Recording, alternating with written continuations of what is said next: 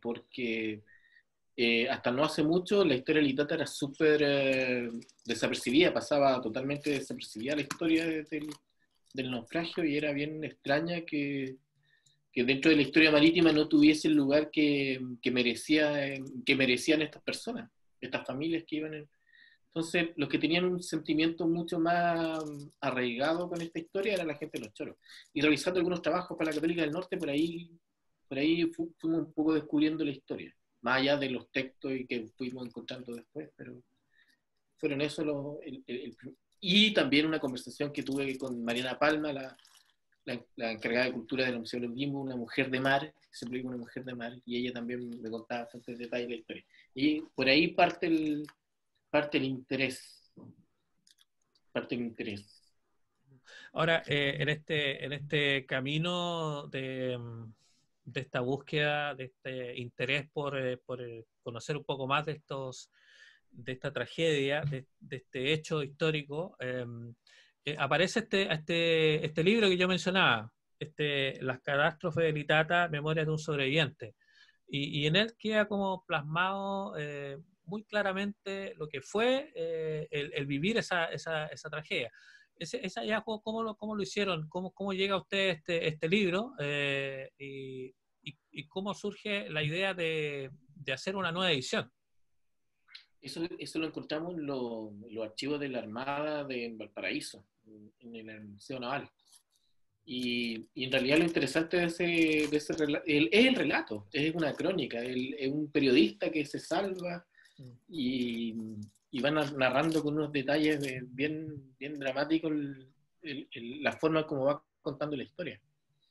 Y que también, en términos técnicos, también nos dio ciertas luces, porque sabíamos que había cruzado Isla Pájaro, pero no había cruzado el Bajo el Toro, entonces nos acotaba la búsqueda a 90 millas, que en el fondo era una locura, pero ya sabíamos que había un sector que no había cruzado. Entonces, por ahí partimos. Pero lo que más eh, ese lenguaje o esa prosa de un periodista de principio del siglo XX es muy entretenida, es muy de detalle, muy de... la narración es exquisita. Y eso también fue enganchando a mucha más gente, porque el libro en el fondo, cuando lo encontramos y lo reeditamos, fue como una llave, porque al final nunca obtuvimos el financiamiento para hacer una búsqueda de este tipo, pero el relato fue abriendo puertas dentro de la Armada y dentro de otra gente que por ahí fueron aunando voluntades y en el fondo fue una llave para encontrarlo. Claro, claro. Ahora, quería preguntarle a Patricio Caldera. Tú eres, si no quiero estar correcto, digamos, sobrino nieto de quien fuera el capitán del Itata. Cuéntanos un poco Claro. dentro de tu familia, cómo han ido siguiendo y cómo han ido rescatando todos los detalles de esta historia. Bueno, ese relato del tío que se había hundido con el Itata, yo lo escuché de mi papá. Mi papá murió hace 30 años, 40 años, yo era pequeño y siempre se hablaba del tío Julio, que es el capitán del Itata. Y dentro del álbum familiar había una foto de él como marino, que yo te la mandé, a lo mejor tú la puedes Sí, mostrar después. la vamos a ir mostrando, sí. Eh, y esas fotos, como uno como niño, en realidad dejaba pasar un poco la historia. Sin embargo, en el tiempo me fui enterando un poco de la tragedia que significó este naufragio y me fui interiorizando un poco más, buscando y tuve la suerte de hacer un magíster. Yo estudio arte, estudié un magíster en arte y patrimonio y tomé esta historia. Justo calzó con que nos encontramos con Ricardo y con el gato, le digo yo, con Cortés y con el Carlos Cortés, por ahí, por internet, y hicimos el vínculo y todo calzó porque yo estaba investigando en torno a la historia y ellos me reafirmaron y me dieron mucho más detalle en torno a lo que había significado, digamos, el naufragio. Además me hizo investigar, yo fui aquí a la Biblioteca Severina, acá en Valparaíso, y investigué los diarios de la época, el diario La Unión tiene los relatos, y haciendo un cruce con lo que contaba Ricardo de la historia del libro, mucho lo que habla el protagonista del libro son relatos de los náufragos que se salvaron.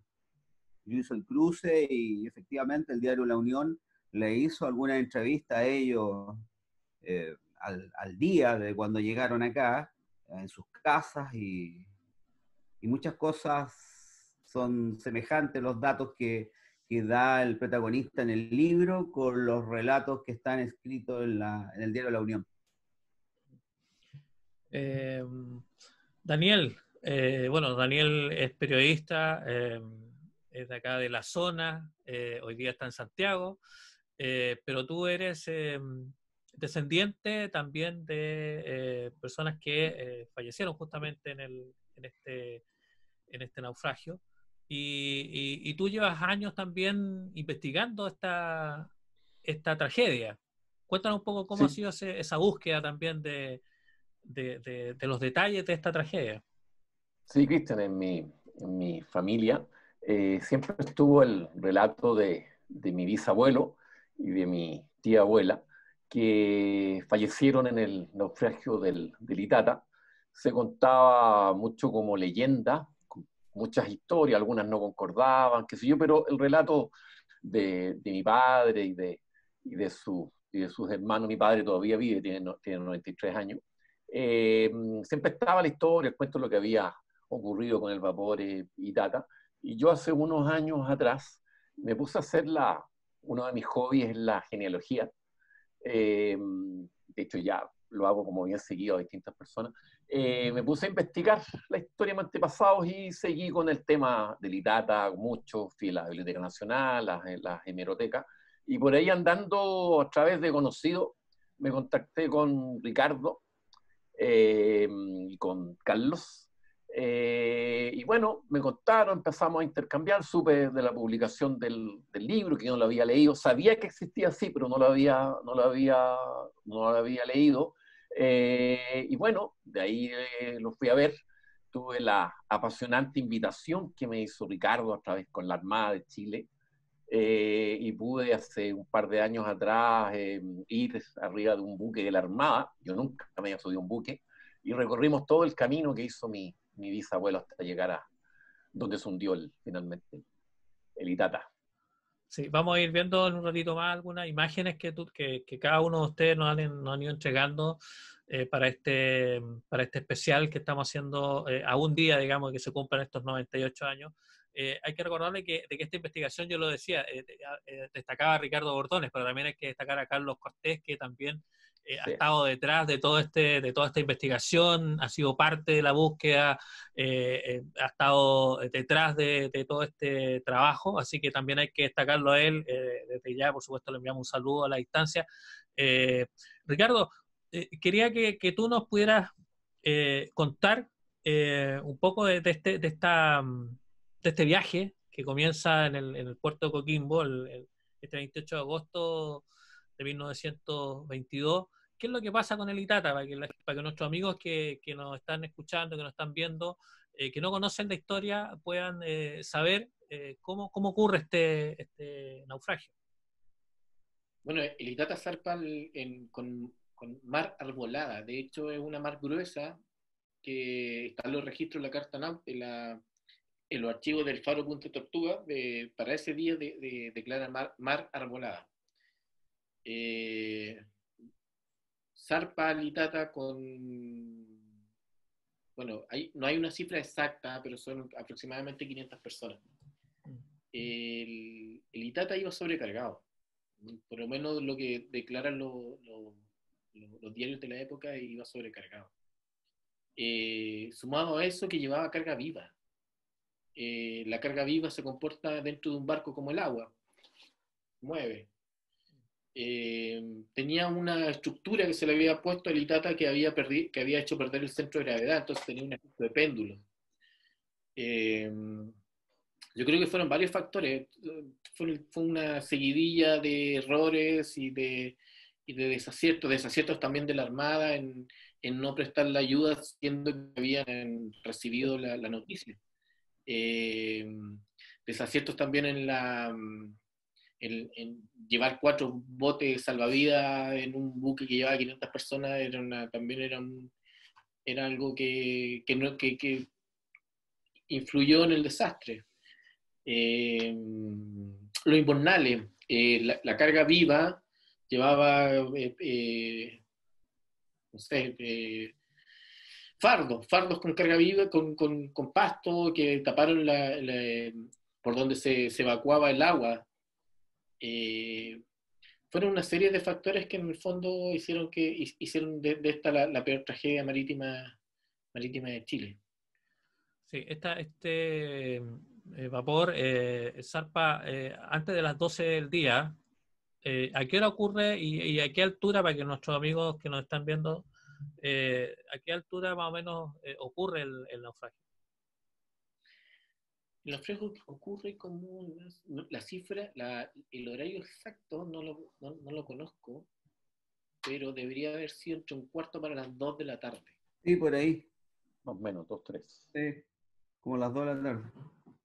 1:15 para las 2 de la tarde. El Itata se demora 3 minutos en hundirse. Pero, bueno, naufragó frente al sector de Cruz Grande, que es como 70, 80 kilómetros más o menos de La Serena, al norte de La Serena. Más o menos unas 30 millas desde Cruz Grande y a una profundidad de 206 metros. ¿Cuántas personas fueron las que fallecieron ese día próxima? Tú decías que no estaba el número exacto, pero más o menos 500 personas. Y hubo sobrevivientes además. ¿Cuántos fueron los sobrevivientes de esa tragedia? Bueno, el Itata llevaba familias completas, entonces no hay una cifra exacta en torno a cuánta gente iba, pero sobre las 500 personas o 500 personas, que es como, tenemos tres fuentes distintas: la investigación del Congreso, los diarios de la época y lo que habla la tripulación del Itata. 500 personas.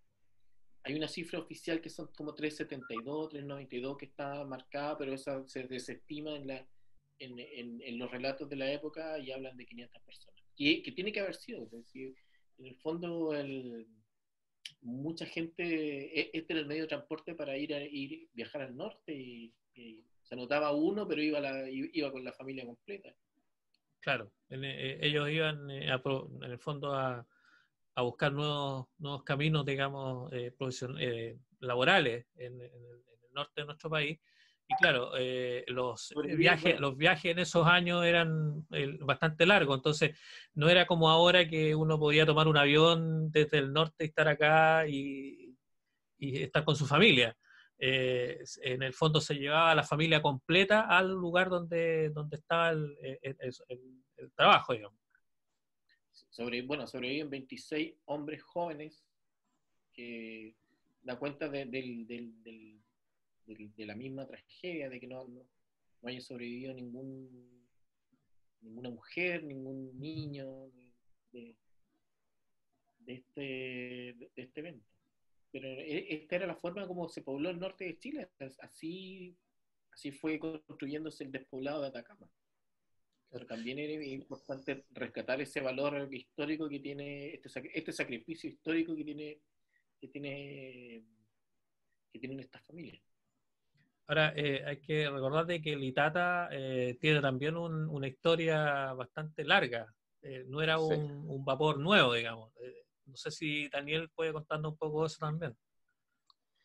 Bueno, el Itata fue esencial en la guerra civil de 1896-98, ¿cierto? Transportó armas para el bando del Congreso, ¿cierto? Viajó a Estados Unidos. Bueno, tiene una larga trayectoria, era de la Compañía Chilena de Vapores, había sido preparado algunos años antes del naufragio y transportaba, un viaje normal, transportaba carga y transportaba pasajeros hacia el norte de Chile. Como decía Ricardo, gran parte de la tripulación eran obreros y campesinos que iban al norte a trabajar en las salitreras. Las salitreras en esa época además ya estaban en bajada, las salitreras ya estaban con complicaciones, pero mucha gente viajaba al norte a trabajar o en las salitreras o en las minas del norte.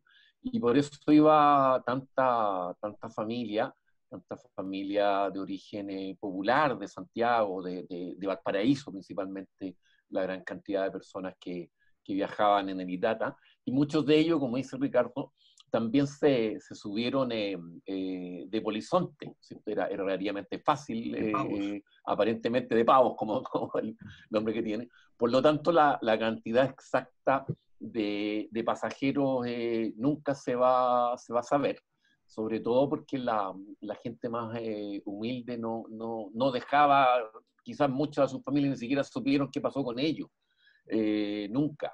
O a la primera o segunda generación se perdió la historia.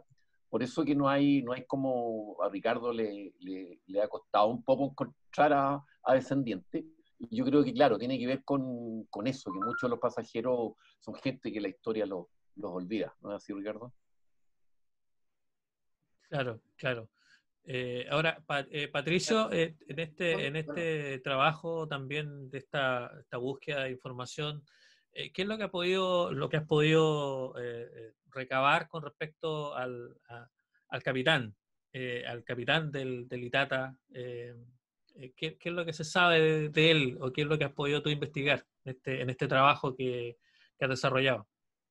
Sí, no, harto, harto. A mí me ha motivado mucho el hecho de que esté en boga el asunto de los muchachos, tratar de reflotar algunas piezas del barco, hacer un museo vivo, un museo activo sobre el naufragio. Y yo me he desayunado con muchas cosas. Primero, descubrir algunas de las tumbas, porque inclusive en el cementerio de Coquimbo, que ustedes podrían ver, yo alguna vez mandé una foto y hice una investigación cuando estuve por allá, y no tiene ni una placa, hay una especie de plancha de fosa común, que me lo dio el dato un sepulturero en ese momento, y me dijo, aquí están los náufragos del Itata, que lo habían trasladado desde un cementerio antiguo, que estaba donde está el estadio ahora, el Sánchez Rumoroso, creo, y ahora lo traspasaron al actual cementerio que tienen ustedes allá. Yo fui a la tumba y le saqué unas fotos, y es una plancha de metal que no tiene ni una placa, y ahí están los restos del náufrago del Itata, dice. Que me dio ese dato, hay que certificarlo, no hay papeles, no hay nada. Y por el lado del capitán me pasó lo mismo, andaba buscando, al final encontré que estaba aquí en el cementerio número 1 en Valparaíso, en la tumba familiar, donde yo también tengo familiares, y encontramos esos datos, yo encontré fotos del entierro, inclusive de él, un cortejo, al cual la familia no quiso que la Armada le hiciera homenaje. Y hay detalles de eso, porque él había estado en la Armada de Guerra, digamos, hasta 1919. Y también me encontré con varias sorpresas en el cual él había estado a cargo de la supervisión y la adquisición de armamento en Estados Unidos. Él vivió 3 años en Estados Unidos, desde el 16 al 19, en el cual fue partícipe de los primeros submarinos que se adquirieron por Chile, que fue un trueque que hicieron ahí con Gran Bretaña, estaba la Primera Guerra Mundial de por medio, le debían unos barcos, al final lo cambiaron por unos submarinos que estaban construyéndose en Estados Unidos, cerca de Boston, y él estuvo a cargo en ese proceso, el cual Gómez Carreño, el almirante Gómez Carreño, que es re popular, él trajo los primeros submarinos en 1917, y el capitán Caldera se quedó a cargo de la comisión de adquisición de armamento hasta el 19. El asunto es que el 19 él vuelve a Chile bajo un contexto bien extraño, porque habían rencillas políticas, habían rencillas de hasta un golpe de Estado frustrado, encontré ahí por parte de la Armada, estaba dividida, habían unos pro alemanes, otros pro británicos, y a lo mejor pasó algo. El asunto es que él desembocó, como se terminó en una especie de bodega de abastecimiento, que parecía un castigo de alguna manera, y tuvo 6 meses y él se retiró. Y él se inscribe en esto ¿cómo se llama? De la empresa de trabajar con la empresa del Titanic chileno, le digo yo. Del Itata. El Itata. Sí, que se conoce, en la prensa se conoce como el Titanic chileno, casi, y a No nivel tan internacional lujoso como también. Titanic. Claro, y justamente estamos viendo algunos de los recortes de las notas que se hicieron cuando se encontró, y se conoce justamente como el Titanic chileno. Ya, de veras, ¿cómo te estás?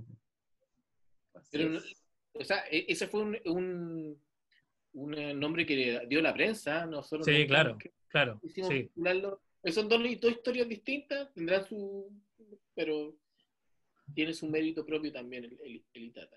Sí. La historia del Itata es apasionante y distinta quizás a la cantidad de personas, pero tiene su diferencia con el Titanic. Claro. Pero a mí no me Bueno, molesta. tú sabes que la No, prensa para nada. es así, digamos. No, pero es que tiene que ver por la magnitud y la importancia en la época, claro. Claro que sí. La diferencia, yo creo que la diferencia está en que tal vez las víctimas del Itata es gente pobre En su mayoría. Claro, y en el fondo es como una historia cíclica de que la gente pobre sufre esto, como le pasó a las niñas de Alto Hospicio, como le pasó a los pelados de Artuco, que por no tener Gore-Tex se murieron, las niñas de Alto Hospicio porque Entonces son historias que se van repitiendo dentro de la historia de Chile, que es bueno irla analizando con esa perspectiva del tiempo. Sí, ahí tenemos las fotos del capitán. Sí. Bueno, ahora había que pensar, yo investigué también que el capitán era su último viaje, él no quería trabajar por la precariedad de las condiciones de las naves. Hay harto reclamo en torno a eso anterior a que fuera el naufragio. De hecho, después también encontré algunos relatos de algunos diputados. En la Cámara de Diputados uno puede encontrar, si investiga, las sesiones, y el diputado Lecky, en ese tiempo el tipo decía que era preocupante las condiciones de navegación que tenía todo este tipo de barcos, que estaban realmente deteriorados, que no tenían las condiciones para navegar. Sin embargo, la Junta, aparece la Junta ahí inscrita, unos tipos importantes dándole el pase para que puedan navegar, sin tener las condiciones según muchos. Claro. Así es. Claro, Así es. ahí están las imágenes que tú nos facilitaste del capitán Julio Caldera. Se decía, en algunos relatos se decía que él había hecho todo lo posible por evitar pero como dice, evitar esta tragedia, pero como dice Ricardo, acá se unieron una serie de factores que desencadenaron en que finalmente el Itata se hundiera frente ahí a la costa de la comuna de la Higuera. Daniel, en el caso tuyo, ¿qué es lo que has podido saber, digamos, de tus descendientes, o sea, de los familiares que fallecieron en el Itata? Sí, mira, mi bisabuelo, Ricardo Recasens Parra, él además peleó en la Guerra del Pacífico. Él peleó en la Guerra del Pacífico, llegó a Lima, tuvo la batalla de Miraflores. Después él se quedó allá en Perú. Se casó con una peruana, de hecho se casó con una peruana, ¿cierto? Margarita Daviú. Y después se quedó viviendo entre Tacna y Arica. Ustedes recuerdan, en Tacna y Arica había un litigio si quedaban para el Perú y para Chile, si iba a ser un plebiscito. Bueno, finalmente él se quedó viviendo en Arica.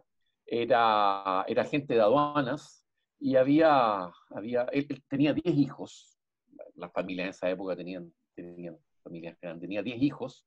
Y había viajado con su hija menor, su hija preferida aparentemente. Ahí estamos viendo las fotos de 5 de sus hijas, ¿cierto? La que está a mano, sí, a mano derecha es Elba, su mamá y sus otras hermanas. Los hermanos salen en otra foto. Y ellos habían viajado a Valparaíso de visita, ¿cierto? Ahí está toda la familia, ahí está la de blanco al lado de mi abuelo, la de blanco completo con la cintita blanca. Ella es Elba, esa foto de 1909, unos años antes, y ese es mi bisabuelo, unos años antes de la tragedia. Habían ido a Valparaíso junto con su hija, de paseo a visitar a sus otros hijos mayores, y a la vuelta de Arica, viajaron ellos dos, y además le encargaron, otro colega de mi bisabuelo, también agente de aduana, le encargaron que llevara de vuelta a su pequeña hija, Rebeca Moya, que era una niña de 15 años. Entonces viajó mi bisabuelo con su hija, y con esta niña, Rebeca Moya, iban camino a Iquique, y de ahí a Arica. La historia es muy terrible en el caso de lo que ocurrió con ellos. En el libro que editaron la Católica del Norte, y en otros libros más que están por ahí, y en otros relatos, cuentan que mi bisabuelo con las niñas fueron los únicos que alcanzaron a abordar el bote salvavidas. Ellos alcanzaron, hay un relato ahí muy, muy fuerte, que estaban, como dice Ricardo, en 3 minutos se hundió el barco. Esto no fue el Titanic de las mujeres primero, los niños y qué sé yo. O sea, Hubo esto tiempo fue, para eso. sálvese quien pueda. Se pusieron a pelear entre los marineros, la gente, los pasajeros quedaron encerrados. Probablemente mi bisabuelo y su hija, al ir en primera clase, porque estaban más cerca de la cubierta, y alcanzaron, por algún motivo que nunca se sabrá, alcanzaron a salir. Y en esta trifulca entre hombres, entre marineros, un marino dice, ven a la niña Elba, que aparentemente era claro. Entonces grita un marino con voz muy fuerte: abran cancha, dejen pasar a la señorita. Y ahí por unos segundos se hace un espacio, se sube mi abuelo y las 2 niñas, se suben a este bote y bajan, digamos, aparentemente. Ahora viene lo peor, después sí, lo podemos ir contando de a poco para ir contando, porque es bien apasionante y bien terrible.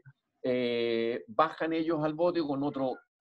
La cantidad de pasajeros que caen en esos botes yo lo ignoro, pero deben ser cerca de 30 personas, si no me equivoco, Ricardo. No sé cuántas personas cabrían en un bote salvavidas. Ahí está la foto que estamos viendo de mi bisabuelo cuando era agente de aduana, y estaba en Puerto Bueno, cerca de Arica. Ellos abordan el bote con se empieza a hacer de noche, hacía mucho frío. Recordemos que era agosto, hacía mucho frío, mucho miedo. El capitán Caldera había subido herido, ¿ya? Eso lo contará después. Por lo tanto, era algo muy terrible para 2 señoritas ellas eran señoritas de sociedad, eran niñas de familia bien. Debe haber sido muy terrible para ella. Otros relatos dicen que ella, entre que lloraban, entre que rezaban y entre que daban ánimo. Ahí estamos viendo un recorte de diario cuando aparecieron los cadáveres. Apareció el cadáver de Elba. Bueno, el bote, cerca de llegar a la playa, chocó en una rompiente, ¿cierto? Chocó en una rompiente, el barco se dio vuelta. Ahí hay relatos distintos. El relato de mi familia dice que ella llegó nadando a tierra, a la playa, y murió de frío. El relato que después vemos en algunos libros y relatos de otros dicen que se habría ahogado antes de llegar. Lo que sí hay varios relatos en el diario, en el libro, en que ellos ven la gente reconoce el cadáver por el pelo de ella en la playa.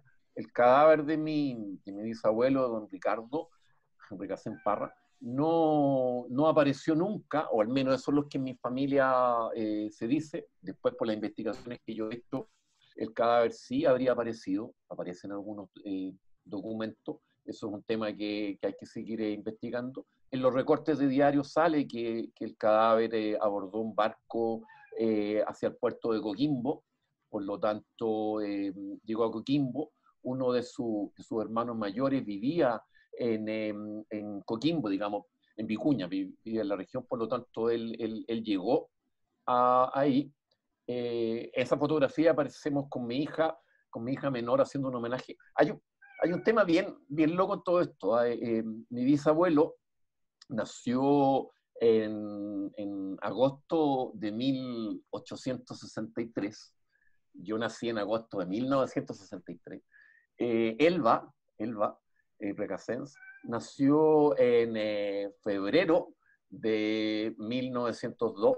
Mi hija Montserrat nació en febrero del año 2002. Es decir, estas cosas de la historia, con las mismas fechas y 100 años de diferencia, mi bisabuelo y mi hija, y estuvimos ahí en el mismo lugar donde se hundió. Igual pasamos una noche adentro del barco. Yo no sé si son estas cosas que uno... pero tuvimos ambos con mi hija algunos sueños bien locos cuando estábamos en el barco. Yo no quería estas cosas, pero sentimos como vivencias de lo que deben haber sentido ellos arriba del barco.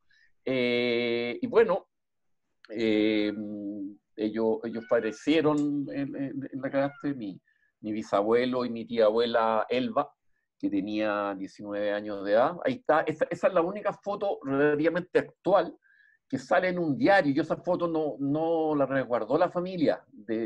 Además está recortada, si ustedes se fijan, debe haber estado con otra gente. Esa foto sale en un diario, en uno de los diarios que logramos rescatar, que ahí debe haber tenido la edad similar a la... Recuerden que en esa época no toda la gente se podía sacar fotografía. Ahí está. Y el relato que lo he conversado mucho con Ricardo y con Carlos, el relato del tema de Elba es bien fuerte porque varios de los sobrevivientes la nombran. Está nombrada en el libro, con nombre y apellido, también en otros documentos aparece. Debe haber causado cierto revuelo la historia y lo que ocurrió. Y de hecho, cuando encuentran el cadáver, también es un tema, la descripción es bastante terrible. Yo no se la quise mostrar a mi padre, pues yo le conté todo esto. Mi padre tiene 93, va a cumplir 94 años. Y yo he logrado recuperar gran parte de lo que ocurrió con don Ricardo Recasén Parra y con su hija Elba Recasén Daviú, y con la pequeña Rebeca Moya. Yo no sabía mucho. En varios relatos salía que ella iba con ellos, y después buscando en la prensa y hace un par de años me encontré por Facebook, por estas cosas, con un descendiente de la familia Moya, y que me contó la otra parte de la historia de que, claro, el padre de Rebeca también era agente de aduanas, pero de Iquique. Mi bisabuelo era agente de aduanas de Arica, por lo tanto tenían que haber sido amigos, y ahí uno va reconstruyendo lo que ocurrió. El desastre fue bien fuerte. No fue el Titanic, porque aquí no hubo mujeres y niños primero, ni hubo caballerosidad de los marinos, ni hubo absolutamente nada. Aquí los caballeros del mar aquí no existieron, ni la armada como tal, aquí fue sálvese quien pueda, como en las peores películas que uno ve. Eso a grandes rasgos. Sí, excelente todo el trabajo que has podido hacer. Patricio, te quería preguntar porque veíamos en la fotografía, yo tuve la posibilidad de estar en esa oportunidad ahí cuando ustedes llegaron hasta el punto exacto donde se hundió el Itata. Me imagino que ese momento también es bastante trascendente, digamos, para quienes tienen descendencia en esas personas que fallecieron ese día 28 de agosto de 1922 ahí en el Itata. ¿Cuál fue Sí. lo que sentiste tú? Y yo me acuerdo haber estado contigo también ahí en la playa, donde está el monolito que recuerda, digamos, a las víctimas.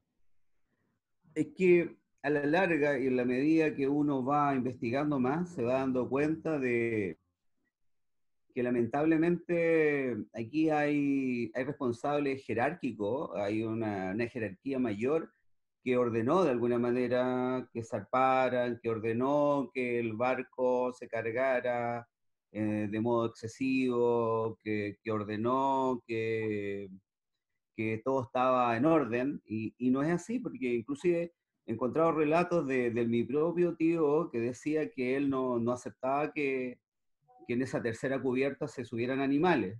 Sin embargo, llega una junta con un papel en la mano diciendo que sí, que el barco no perdía navegabilidad. Por otro lado, había un barco el Florencia, que había estado, que venía del norte, había pasado por el mismo lugar del naufragio del Itata, y que había reportado muy mal tiempo, que el capitán tiene hasta el nombre, se llama Floridor, algo así, y él decía que nunca había visto un temporal tan fuerte y que era muy peligroso. Y sin embargo, el Itata al otro día desde Coquimbo zarpa por la misma ruta donde el temporal estaba arreciando. Además, pasar por una ruta donde ya habían naufragado como 5 barcos en los años anteriores, porque estaban los datos. Entonces no sé por qué se utiliza esa misma ruta, porque lo que desencadenó al fin y al cabo el detalle último fue que el tío, digo mi tío, él estaba medio moribundo, ya golpeado, con una herida en la garganta, y él decía, se quebró la caña, se quebró la caña.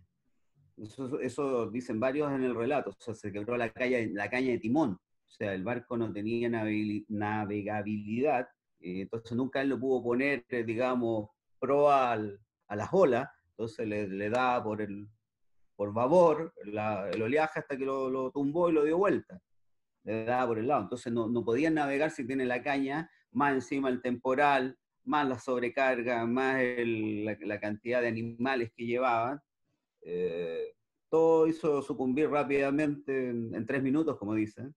Y efectivamente hay un relato en el cual dice que mi tío ya desde el puesto de mando, porque él nunca abandonó el puesto de mando hasta el final, grita con voz de trueno, dice, sálvese el que pueda.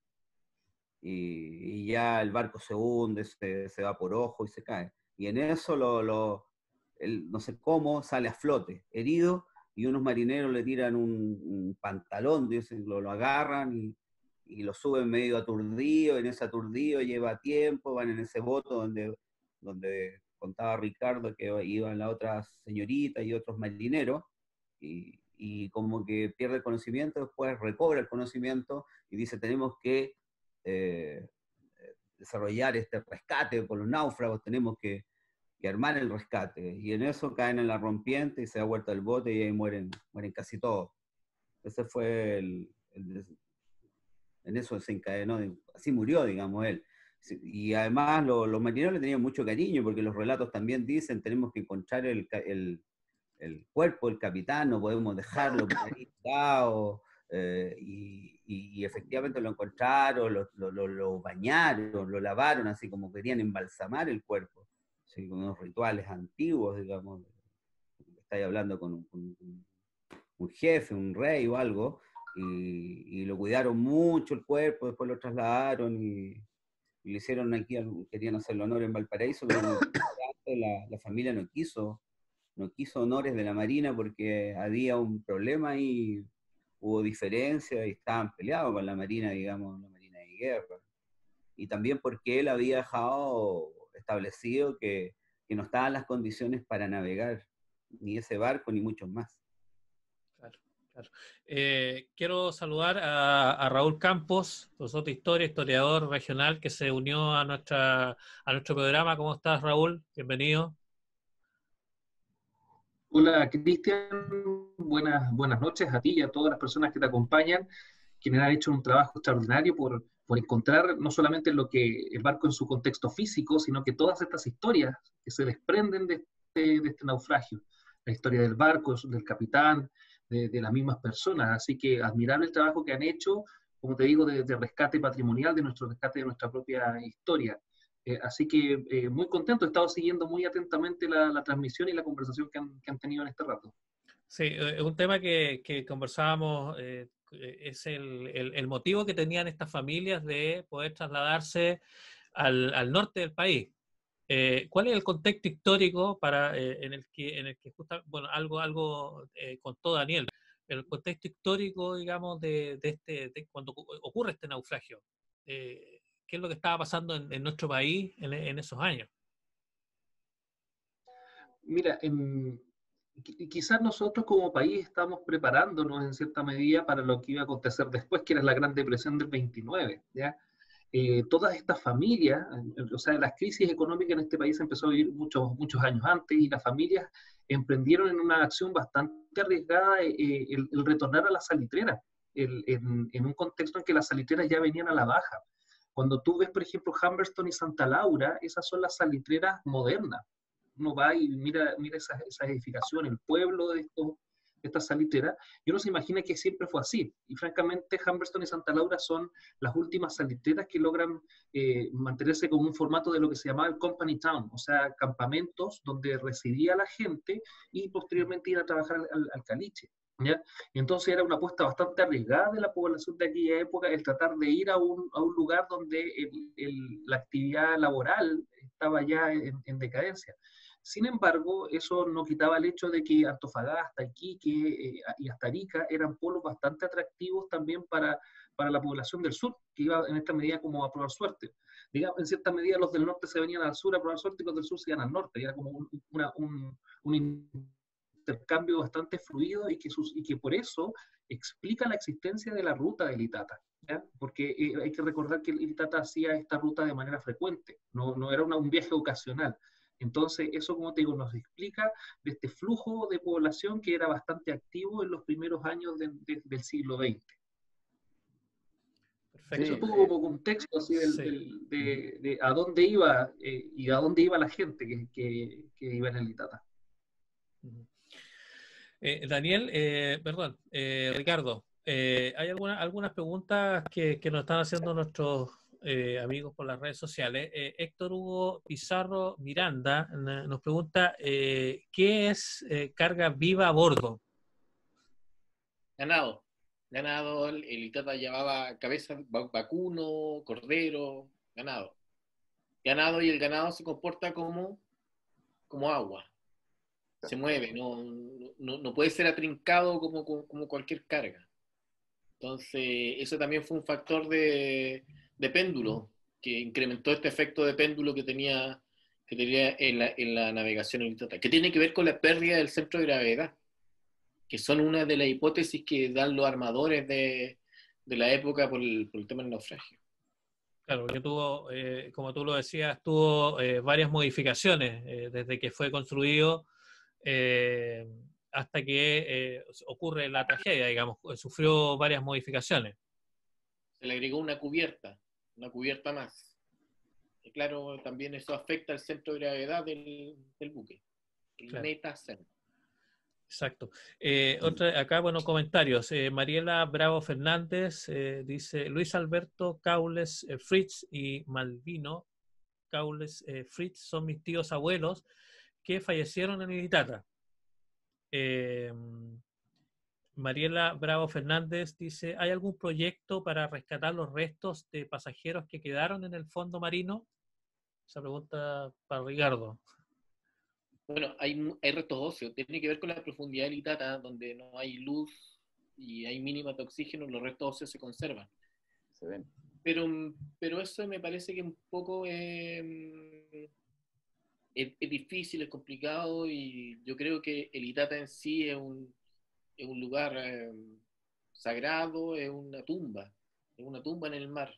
Entonces, personalmente yo no lo haría, no rescataría restos óseos porque claro, ¿quién se hace cargo de esos restos? ¿Dónde van? Y en el fondo es perturbar un poco la memoria de estas víctimas. Sí, saber quiénes son, es difícil saber de quiénes son esos restos, pues ya no debe quedar ni siquiera ADN en el fondo del mar como para poder hacer un examen, me imagino yo, es como difícil.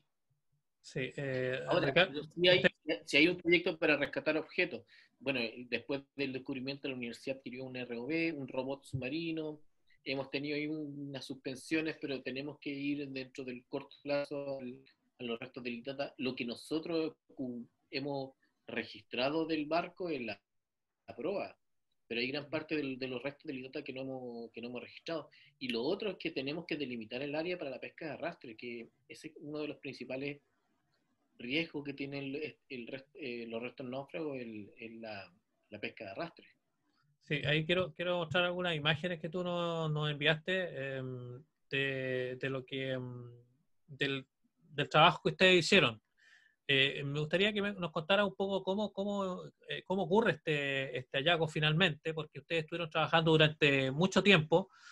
Yo tuve la posibilidad a través de Ricardo de seguir todo este camino desde casi los inicios, cuando estaban trabajando todavía con la historia, con el libro.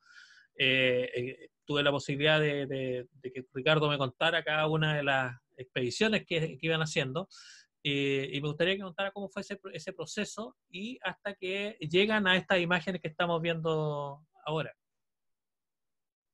Bueno, y fue bien largo el proceso porque había un error en la carta náutica que nos cambió toda la búsqueda y que gracias a los relatos de un amigo mío, que era amigo de un capitán, de un pesquero que había rescatado un winch a vapor en año X, nos dio una pista de un punto que no habíamos sondeado y que lo teníamos acá encima, pero que no lo habíamos sondeado porque había un error en la carta náutica, un bajo que no existía.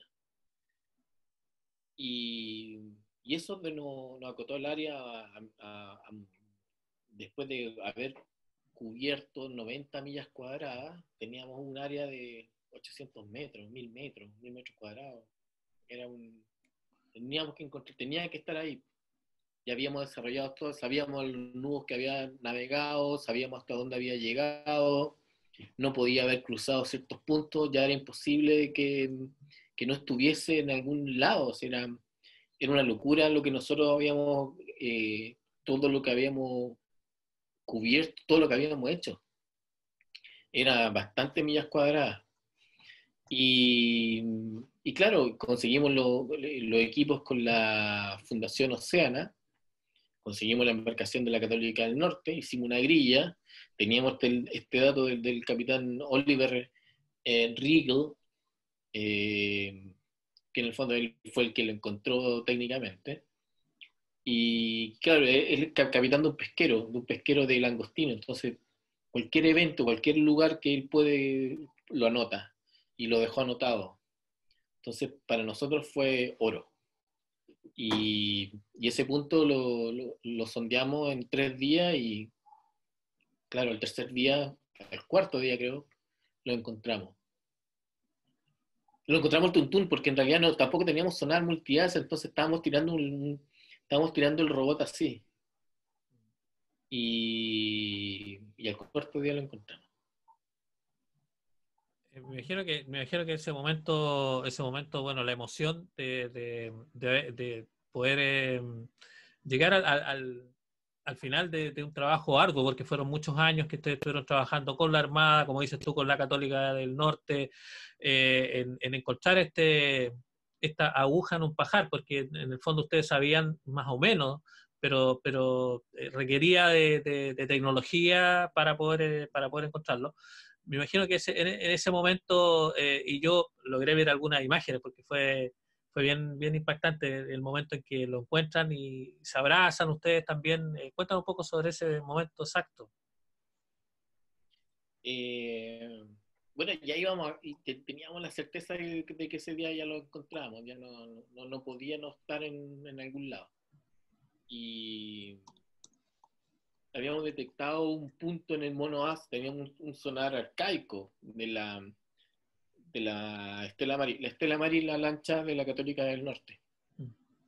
Habíamos ido habíamos ido con el Cabo Horno, con la Micalvi, con el Cabrales, con los mejores buques que tiene la Armada, pero la Yaco lo hicimos con una lancha de hace 30 o 40 años atrás que tiene la universidad y que tiene unos equipos bastante obsoletos, pero que con ese equipamiento lo logramos encontrar.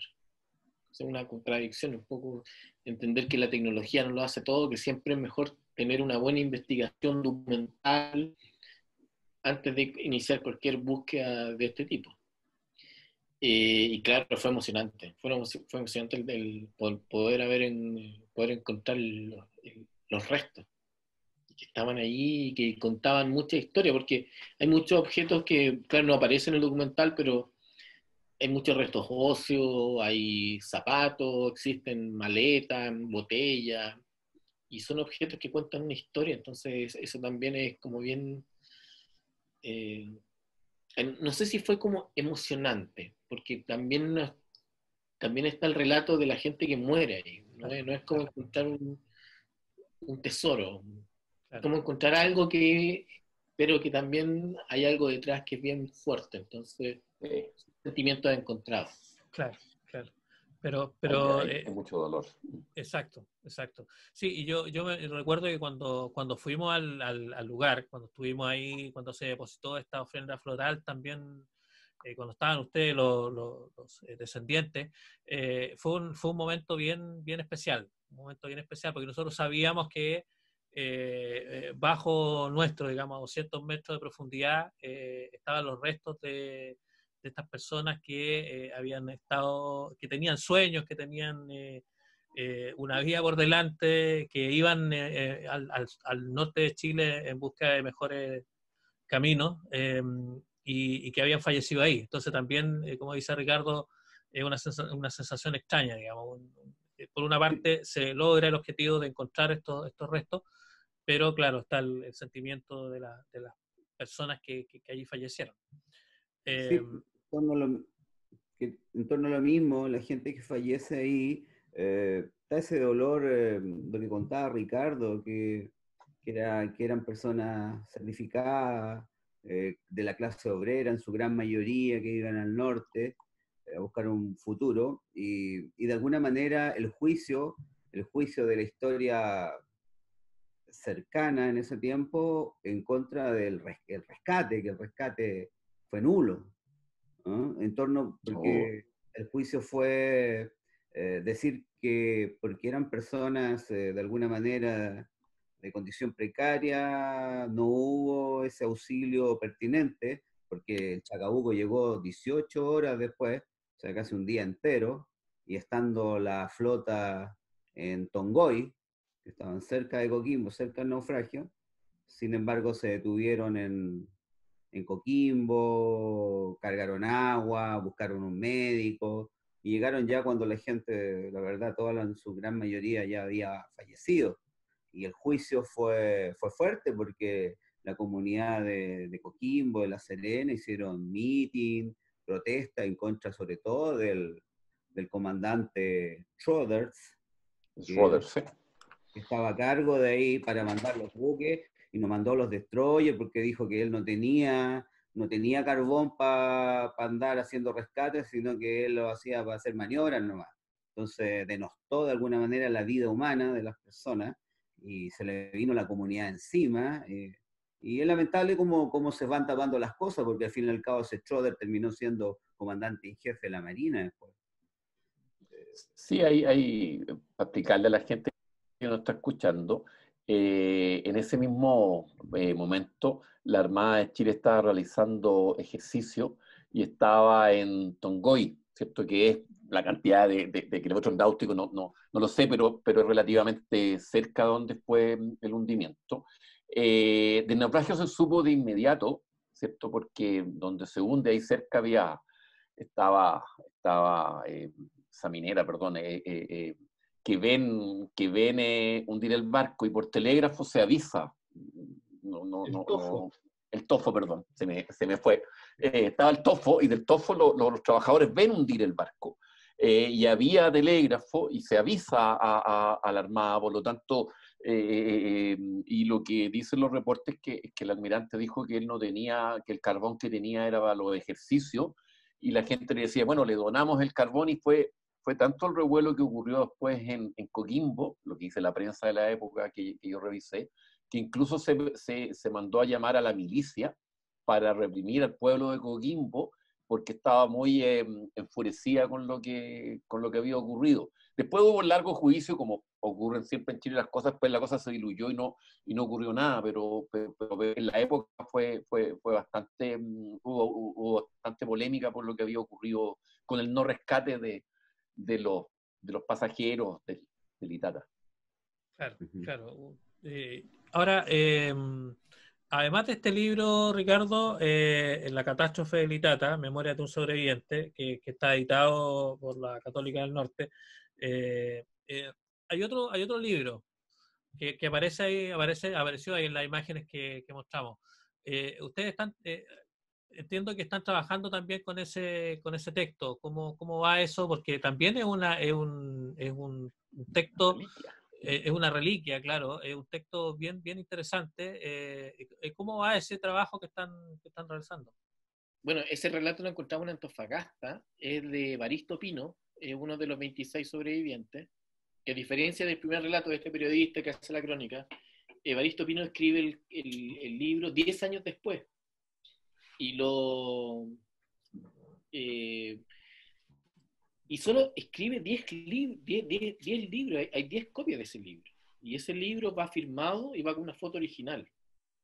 Hay 10 ediciones, y artesanal. Tenemos claro, y una edición bien artesanal, y él solamente se la reentrega a su familia, a sus cercanos. Bueno, encontramos una de esas ediciones en Antofagasta, la que queremos que quede en el pueblo de Los Choros, en un eventual museo de sitios, es que se logra concretar el tema del museo de sitios. Pero es un relato también, a pesar de que pasaron 10 años, y es un relato súper descarnado, donde también aparece Elba. Elba siempre se nos apareció, siempre fue parte del relato de los diarios, fue parte del relato de los libros, de los 2 libros, entonces también era un tema, y es un personaje también dentro del guión que tenemos de una eventual película, que Castillo en el aire, pero que va a salir. Sí, pero era un castillo en el aire cuando ustedes partieron con toda esta investigación. Yo me acuerdo haber conversado contigo en su momento cuando estaban partiendo con esto, y claro, encontrar el Itata era un sueño. Tener un documental del Itata era un sueño, y todo eso, el libro, reeditar el libro era un sueño. Y todo eso lo han ido logrando, así que no es tan descabellado pensar de que vamos a tener quizás un museo de sitio, y quizás también vamos a tener quizás una película que dé cuenta de esta tragedia. Claro, creemos que es factible, y de alguna manera va a revitalizar a la gente del pueblo de Los Choros y de La Higuera por el tema del patrimonio cultural que tiene esta historia, y en el fondo el Itata está intacto, hay una cápsula del tiempo que Exacto. Se puede, con un plan de manejo integral que involucra a la gente de la comunidad, la universidad, la Armada, se va a hacer un proyecto interesante. Sí. Quiero darle el pase un minuto a Roy, porque sé que hay hartos comentarios. No sé si Roy está por ahí para que nos pueda contar un poco sobre los saludos y comentarios que se están haciendo por parte de nuestros auditores. Sí, Cristian, ¿cómo están? Tengo una pregunta para Ricardo a propósito del documental. ¿Está un documental disponible para verlo, ¿no? ¿Hay cómo verlo? ¿Ese material? Hola. Se quedó pegado, Ricardo, Sí, parece. se quedó pegado, pero sí, hay un documental que hicieron. Ricardo, ¿te conectaste? Ya, Ricardo. Con el audio. Con el audio, ahí sí. Ahí sí. Sí, te escucho. Sí, te Ricardo, preguntaba si es que había un documental, si el documental está disponible. Entiendo que ustedes lo han exhibido en diferentes lugares, pero además se transmitió por T13 hace un par de meses. Sí, de hecho, hoy día fue la última día, claro, y se transmitió durante la semana, en mayo, lo tenemos a disposición también para festivales. En realidad es parte del patrimonio marítimo y a nosotros mientras no se vea, se descargue, se exhiba.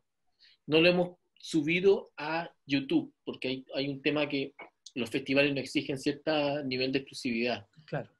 Pero fuera de eso está disponible para en eventos, en colegios, en lo que se pueda realizar. Perfecto. Súper. Roy, además hay algunos saludos también. Sí, hay unos saludos, pero hay una pregunta que me tiene medio intrigado, que dice Camarilla Bravo, pregunta si es verdad que fallecieron más de 100 niños. Sí, hay fotografías en la prensa, yo no las he querido ver, de niños muertos en la playa, muchos niños de corta edad, y le sacaron fotos. No sé cómo habrá sido, porque en esa época, sí, viajar allá ahora es relativamente fácil. Igual es complicado el camino. En esa época era súper difícil llegar por tierra para allá, pero llegó un camarógrafo, un colega nuestro de allegado, y sacó muchas fotos, y hay muchos niños, se ven en la playa, y gente mirando los cadáveres. Si alguien lo puede buscar, están en alguna prensa tanto regional como nacional, muchos niños murieron, cerca de 100, nunca se va a saber cuántos fueron. Tremendo, tremendo. Hay varios saludos, bueno, de César Antonio Gómez, saludos Ricardo, Pilar, que dice súper, una película tiene que hacerse luego, y por ahí parece saludando a ti también, Patricio, que me parece que es tu hija. Y alguien que subió una imagen de un gato con un combo de McDonald's o algo parecido. Que parece que es un gato que está exigiendo su colación. Gracias, está muy entretenida. Se escuchaba un gato, no sé en cuál de los en cuál de las casas. Mi gato, si lo tuve que echar finalmente. Porque sí, era el gato de Daniel, entonces para que los auditores sepan, y quería participar. Oye, sí. Yo ahora quiero darle el pase a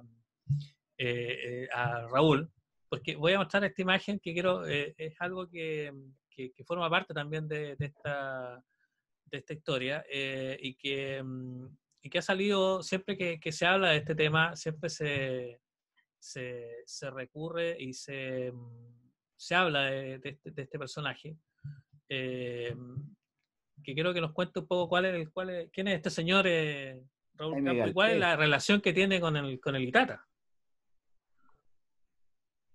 Mira, la persona que tú ves ahí es Jaime Galté, ¿ya? Es conocido en nuestro país porque es un medium muy importante, una persona que funciona como... Se nos quedó pegado Raúl. Sí. Bueno, yo conozco también la historia de Jaime Galté. Sí, también. Sí. Él era abogado. Él era abogado, una eminencia, profesor, pero también ejercía esa labor de mediunidad, que en el fondo es un canalizador, se supone, de conexión extrasensorial. Al igual que Arturo Prat. Muy de la época, muy de la época, era muy común. En el cual él recibe información, digamos, desde el otro lado, y no es la anécdota, en realidad es la historia, porque ya hay varios libros que se han escrito en torno a eso, que él iba caminando con el hermano de Arturo Prat por Valparaíso, en el cual él le llega esta información de que se había hundido el Itata. Entonces pasa, le preguntan a los marinos ahí a la pasada, y dicen, no tenemos información de nada, de ningún naufragio, porque a él le llegó una información de que se conectó una persona con nombre y apellido pidiéndole por favor que fuera al Cerro Barón, a su casa, porque había una plata que tenía para su viuda en tal lugar. Entonces era una información muy concreta y muy directa. Y él pasó por los marinos y dijo, no pasa nada. Y más allá, caminando por calle Esmeralda, uno puede encontrarse con las oficinas del Mercurio. Y el Mercurio en ese tiempo ponían una pizarra. Y en esa pizarra estaba escrito ahí, decía, se hundió el Itata, el barco Itata. Entonces ahí cae efectivamente que era verdad lo que él había recibido como información extrasensorial, en el cual el barco Itata, y efectivamente a la larga ellos fueron a a la casa de este náufrago que estaba muerto ya, y se comunicaron con su viuda o con su pareja, y le dieron el encargo que le había solicitado este finado, este náufrago. Y ese fue Ricardo Galté, es conocido después porque él siguió ejerciendo, digamos, esta labor de medium, y ayudó a mucha gente porque él incorporaba a un médico y él ayudaba a muchas personas digamos, de la alta sociedad o gente importante, inclusive algún familiar de Michelle Bachelet, no sé si era la mamá o el papá, el cual ella, una hermana creo que era, una tía de Michelle Bachelet, la cual él la sanaba y le daba una medicina, incorporaba una medicina que no existía en ese tiempo, porque estaba adelantada a su tiempo, y la iban a buscar y le sirvió para salvar la vida de muchas personas. Claro. Dice un comentario, José Antonio Cruzat Soto dice: gracias Ricardo por traer a la vida esta linda historia de Litata. Lamentablemente Raúl Campos se cayó de la transmisión. Vamos a ver si se vuelve a conectar, pero queríamos también tener esta parte, digamos, de esta historia, que también cuando uno busca información del Itata, aparece también en diferentes textos esta historia también vinculada con este señor. Así que eso. Y quería preguntarle a Ricardo, antes de que ya nos quedan pocos minutos para ir terminando nuestro programa, pero quería preguntarle a Ricardo qué es lo que viene hoy. Si bien es cierto, hablamos de cosas que están que ustedes piensan desarrollar a futuro.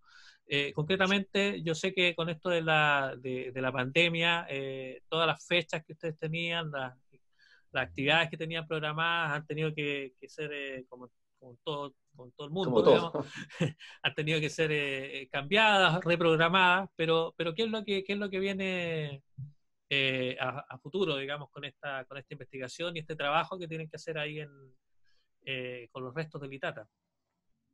Mira, ahora estamos trabajando en el proyecto con la Subdere, que lo suspendimos, que es una expedición que íbamos a hacer en mayo, está en stand-by. La idea es hacer un catastro del naufragio completo y hacer una delimitación del polígono, cuál era el área de influencia. Desde ahí queremos proyectar un plan de manejo para la gente de los choros, que podamos identificar ciertos objetos que se puedan rescatar, con consejo monumento, crear una metodología de trabajo de patrimonio subacuático. Lo que pasa es que Chile, en el fondo, es un museo subacuático que no ha sido explorado, que no ha sido profanado, pero está lleno de naufragios. Como la legislación es tan restrictiva, no vemos a Odyssey buscando naufragio, porque aquí el patrimonio es fiscal. Pero eso no quiere decir que es un patrimonio que no debamos explorar, identificar y cuantificar. Entonces, la idea es generar una metodología de trabajo con el patrimonio subacuático del Itata. Y lo segundo es generar valor cultural para la gente del pueblo de Los Choros, el tema de la película, el tema del museo de sitio. Estamos planificando ahí donde está la fosa común, donde está la playa de Los Choros, hacer un memorial. Está el alcalde de la Higuera involucrado, está la gente del gobierno regional también involucrada en poder levantar este memorial en esta fosa común donde se habla de 70, se habla de 100 cuerpos, pero independiente de la cantidad es un lugar de respeto, de memoria, y que la gente del pueblo de Los Choros merece un sitio acorde al valor histórico que tiene ese lugar. Porque en el fondo uno pasa por ahí y ve una animita y no se da cuenta que ahí hay 70 o 100 o cuántos cuerpos. Entonces, tenemos varios canales donde poder ir desarrollando esta historia que esperamos en el corto plazo hacerlo. Ricardo, una pregunta, no sé si da el tiempo, pero son 20 segundos, Cristian. Un museo de sitio, Ricardo, ¿qué es exactamente? Yo recuerdo haber visto un sitio de naufragio en el sur de Tailandia, que fue algunos barcos en algunas escaramuzas de la Segunda Guerra Mundial y habían construido un lugar donde se recordaba esto, y un museo que tenía algunos elementos y qué sé yo, está al frente del lugar donde se había producido este intercambio entre dos barcos en esa época, y habían fallecido unos marineros. Entonces, el Museo del Sitio es algo como eso, es la idea, es eso, marcar, digamos, En el fondo, la presencia. al hablar de sitio, yo tomo el sitio del contexto de los choros, porque los choros también es parte de la historia del Itatá. Entonces, por eso hablo, donde fueron auxiliados la gente fue en los choros. La gente que conmemoró esta historia fue en los choros. Donde están las víctimas fue en los choros. Entonces, al hablar de sitio, yo hablo del pueblo de los choros. Y en el fondo es un lugar donde poder, no hay ningún diseño, si no hay nada en concreto, pero estoy hablando de un lugar que pues sea consensuado con la comunidad, que pueda valorar estos objetos y que pueda generar un espacio, un ícono. Si tú vas por los choros, con suerte vas a encontrar un mural del Itata y no hay nada más, y es un lugar de paso. Entonces la idea es que sea un Es una muy lugar... buena idea, Ricardo, ¿eh? Una buena idea. Yo visité un Pero lugar, como te digo, turístico. construido a propósito de esa historia, y a propósito de esa historia se hizo también una reconstrucción y se pusieron algunos elementos, entonces tú conocías de la existencia de una historia que de otra manera no conocerías, y que obviamente le agregaba cierto valor histórico al sitio, digamos, al espacio. Muy bueno, muy buena idea. Sí, bueno, eso todavía está, lo tenemos presentado como anteproyecto. Por lo menos está el apoyo de la Subderia para hacer el primer sondaje en serio con la gente de ARCA, unos arqueólogos submarinos que son los mejores en Chile, y bueno, la universidad también está involucrada con el robot y queremos poder hacer un trabajo. Esperamos el 2020 o a principios del 2021 de tener un informe arqueológico completo del Itata.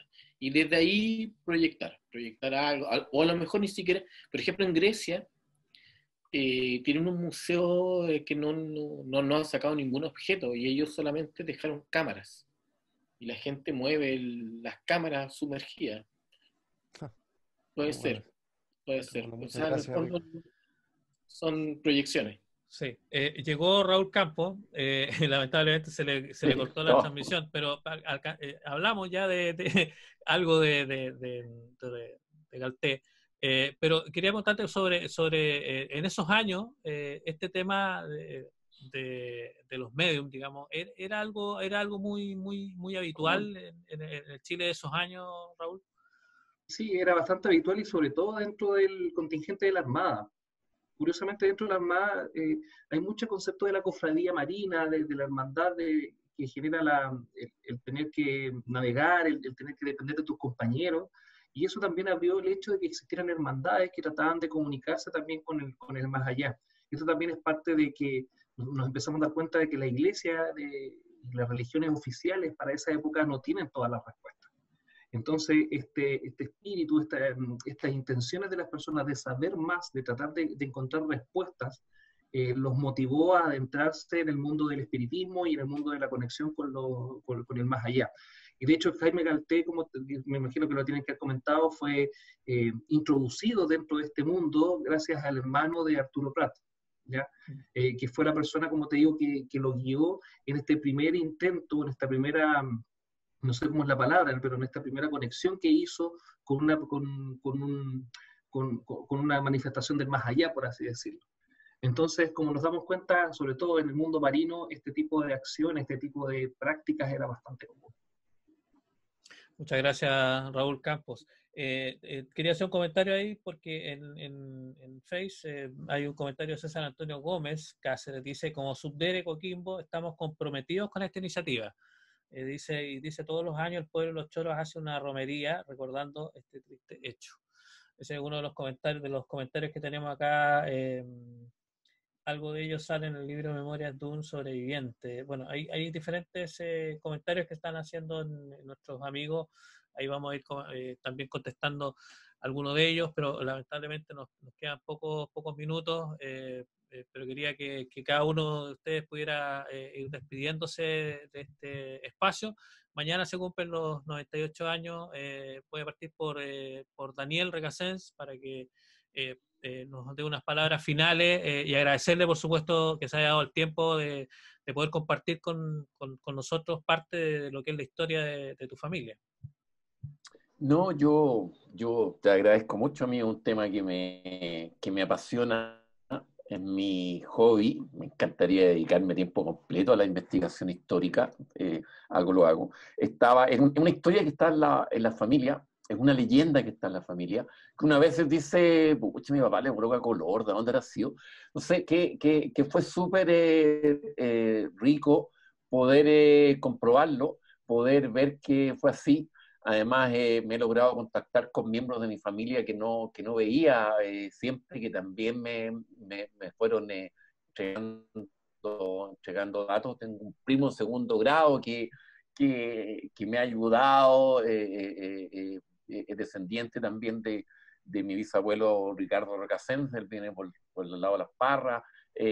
Mi padre además se ha emocionado mucho cuando llevé el libro, cuando le he mostrado las fotos. El tema del relato, siempre me está preguntando. Yo, lamentablemente, por esta pandemia, no veo a mi padre desde febrero, porque él vive en Viña del Mar y por tema de la pandemia no lo he podido ver.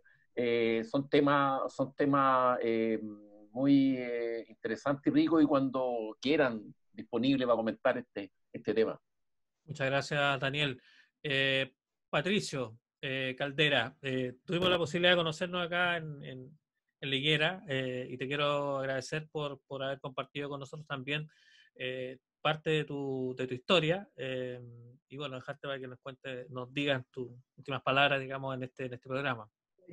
Sí, para mí yo estoy enfrascado en una investigación en torno a la vida del capitán Caldera, de todo lo que hizo en vida. Además salieron datos, el mismo Ricardo, no, de Daniel me dijo que alguna vez en un blog apareció una persona diciendo que era hija del capitán Caldera, que de alguna manera sería familiar mío, pero eso no hemos podido encontrarle la hebra ni el hilo, comprobar como para llegar a esa información, pero es muy sabrosa la historia de él. Además que no habían seguros comprometidos de nadie, salvo del capitán cuando se hundió. Él tenía un seguro día para alguien y se supone que no tuvo descendencia. Y además dejar constancia de esto que se repite, que es don apuro y don dinero, que sirva como símbolo para las cosas que hoy vienen cuando la gente actúa por ambición, por querer ganar más dinero o por querer apurar las cosas para poder sacar un resultado en beneficio propio, sin pensar en los demás. Básicamente ese es el ejemplo que me deja esta historia. Muchas gracias, Patricio. Y bueno, y Ricardo Bordones, agradecerte también, Ricardo, por todo el trabajo que han desarrollado y que lo han compartido también con los medios de comunicación, al igual que Carlos Cortés, que nos envió parte de las imágenes que ustedes vieron. También nos envió Carlos Cortés y ha hecho un gran trabajo también en conjunto contigo, Ricardo, así que desearte mucha suerte y bueno, tus palabras para finalizar este programa especial, a horas de que se cumpla un año más de este naufragio.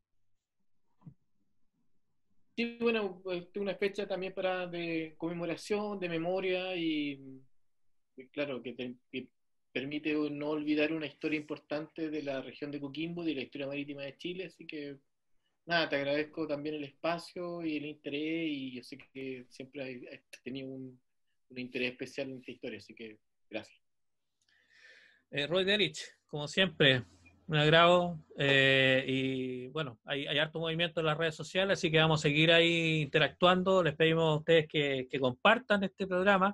Ya mañana va a estar disponible en YouTube para que también otras personas también conozcan un poco más de esta historia, de estos 98 años, digamos, que se cumple este hundimiento. Extraordinario, Cristian. Un saludo para Ricardo, para Daniel, para Patricio. Muchas gracias por acompañarnos hoy día. También para Raúl, nuestro profesor de cabecera de historia.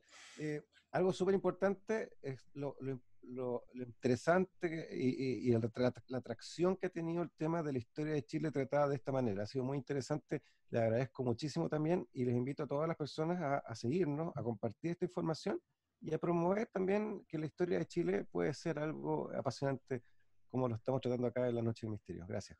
Sí, despedimos también a Raúl Campos, historiador, profesor de historia, que estuvo con nosotros. Lamentablemente su conexión hoy día no estuvo muy firme, pero Raúl Suele Campos pasar. siempre ha estado, suele pasar en estos tiempos, así que le agradecemos por supuesto el haberse hecho el tiempo para compartir con nosotros y por supuesto saludar a todos los que nos apoyan en este espacio. Bueno, La Voz del Norte, ahí hay imágenes, hay harto de Litata también ahí en La Voz del Norte, como sabe Ricardo, hemos subido algunos videos, hemos subido fotografías. Radio América HD, que estamos saliendo acá atrás, tengo la pantalla aquí en el 49.3, estamos saliendo en vivo y en directo para La Serena y Coquimbo. Envió un Saludos a Eric. diseño que es quien hizo las gráficas que ustedes vieron durante la semana con la que promocionamos el programa. Bueno, Henry Sandón, por supuesto, mi super tazón también. Vamos a tener regalos en algún momento, vamos a tener cuando ya pase toda la pandemia, vamos a tener regalos también para ustedes. Alcalá con el apoyo tecnológico, Telconor también que nos apoya cada semana, gestión patrimonial, asesoría de cultura, educación y turismo. Por supuesto el Centro Comunitario Cuatro Esquinas que también nos apoya con la difusión de nuestro programa.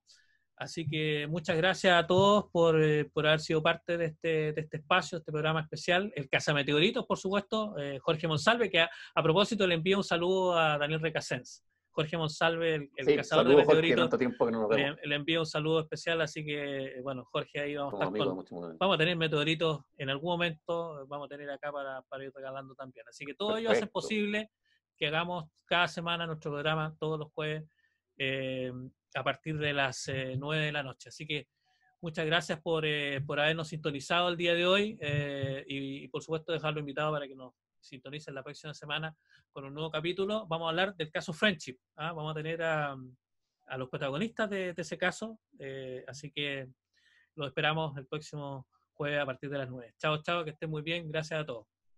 Chao a todos, que les vaya muy bien. No, Adiós. gracias.